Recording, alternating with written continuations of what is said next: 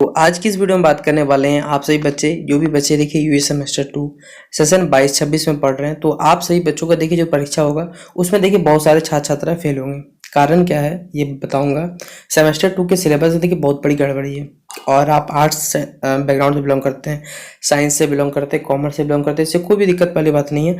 ये बात जो है वो सब पे लागू होने वाली है। क्यों लागू होने वाली है तो चलिए बातों को शुरू करते हैं।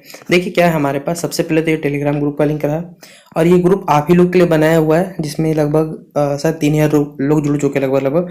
तो अगर आप भी जुड़ जाइए तो कोई भी अगर अपडेट आएगा तो मुझे भेजने में सुविधा हो, वहाँ पर भेज दूंगा। वहाँ से आप लोग इसको जो भी जानकारी है वहाँ पर देख सकते हैं, ठीक है।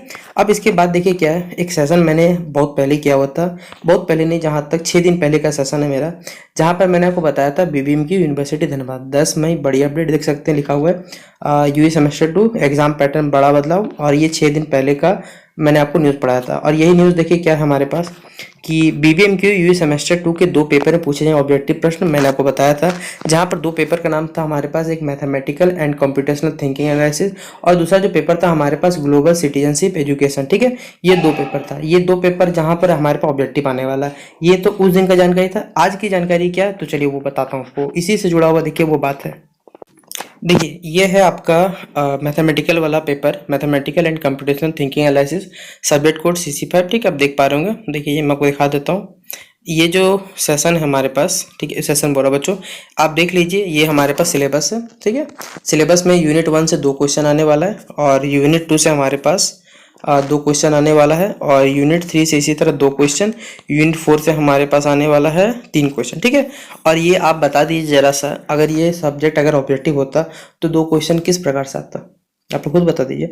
अगर 2 क्वेश्चन से यानी टोटल कितना हो गया, 2 2 4 2 6 6 3 9 क्वेश्चन में अगर 100 नंबर बन जाएगा तो किस हिसाब से ऑब्जेक्टिव बनाया गया यूनिवर्सिटी के द्वारा।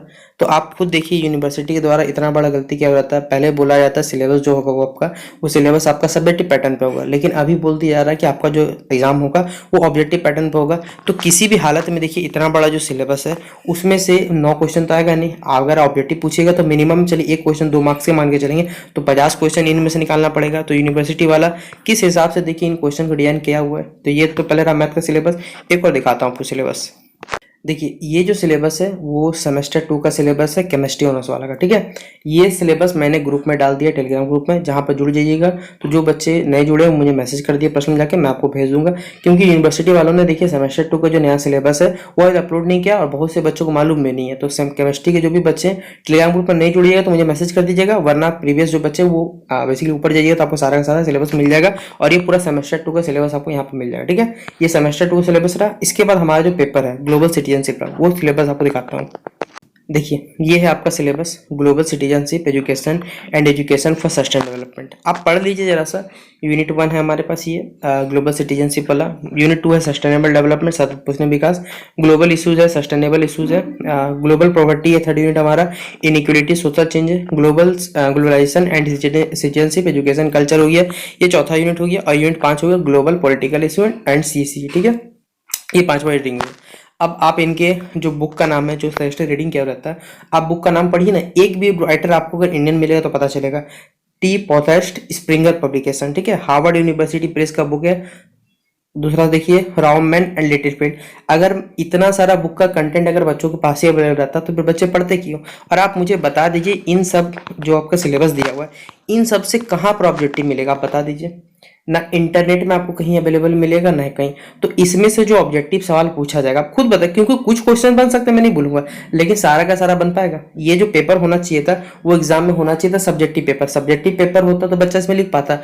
ऑब्जेक्टिव 100 सवाल इससे बनाया जाएगा तो कहाँ से बनेगा। यूनिवर्सिटी वालों ने तो बोल दिया कि आपका जो पेपर होगा वो ऑब्जेक्टिव होगा। ऑब्जेक्टिव किस आधार पर बता दीजिएगा आप लोग भी जो बच्चे हैं वो कमेंट बॉक्स में मुझे बता दीजिएगा। इस जो सेशन ये जो हमारे पास सिलेबस ग्लोबल सिटी मैथ वाला, चलिए ठीक है कि मैथ वाला से बनना पॉसिबल है, वो वहाँ चलिए क्वेश्चन गलती लिखा हुआ मैं वो मान लेता हूँ। लेकिन इस जो हमारे पास सिलेबस है इसमें, इस सिलेबस से किस प्रकार से ऑब्जेक्टिव क्वेश्चन बनेगा। क्योंकि इतना इन्वायरमेंटल जस्टिस पे क्या बनाइएगा, कोई एग्जांपल है, कोई एग्जांपल लेके आदमी बना सकता है ना, ऐसे तो बिना नहीं बना सकता। कंसेप्ट ऑफ ग्लोबल प्रॉपर्टी क्या बनाइएगा बताइए। आप लोग खुद देखिए, आप लोग इतना होशियार हो चुके हैं कि क्या सही है क्या गलत है आप लोग खुद बता सकते हैं। तो ये इसीलिए मैंने बोला कि जो भी बच्चे यूं सेमेस्टर 2 में उनका रिजल्ट फेल आएगा। कारण यही है, देखिए, क्योंकि मार्केट में गेस्ट पेपर आप कितना भी भेज दीजिए, गेस्ट पेपर वाला देखिए अपने डिजाइन से बहुत सारे बुक से कलेक्शन करके बनाएगा, और ये जो सिलेबस है वो पूरा पूरी सब्जेक्टिव बेस्ड होना चाहिए, ना कि ऑब्जेक्टिव बेस्ड होना चाहिए। इस कारण पर देखिए यूजी सेमेस्टर 2 में देखिए बहुत सारे फेल करेंगे। एक पहला आईबीएस पेपर में फेल करेंगे, उसमें तो लटकेंगे।